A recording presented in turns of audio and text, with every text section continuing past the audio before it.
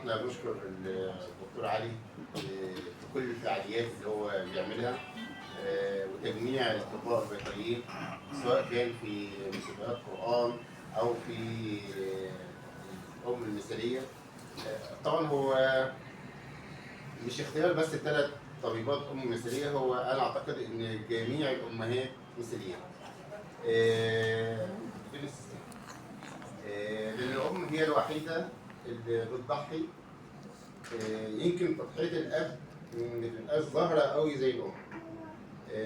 الام لان هي عاطفيه فتلاقي التجاوب بتاعها يظهر على طول في حياتها. الاب ممكن يكون متعاطف مع ابنه لكن بيكون قوي شويه، ظاهر بقوه، الا ان الام طبعا العاطفه عندها بتبقى جياشه، فبالتالي بتظهر حبها ليه وتظهر تعاطفها ليه وتتاثر بنجاحه وتتاثر بتعثره، وهي اكتر واحده بتدعي لابنها.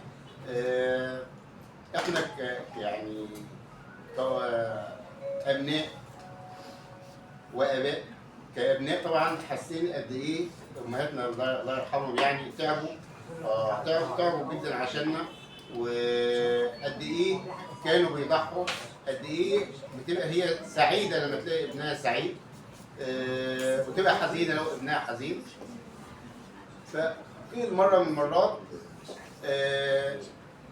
سأل أم أو أب فبيقول له إمتى تبقى سعيد؟ قال له عندما أراك سعيدا، أنا سعادتي من بعثة منك أنت.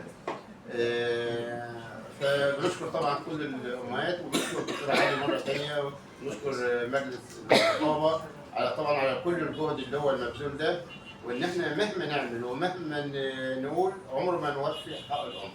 فده طبعا ده جزاتها عند ربنا لأن هو اللي بيجازي. اما احنا هنا فيا دوبك بنعبر تعبير بسيط على مدى حبنا ليهم وتقديرنا ليهم.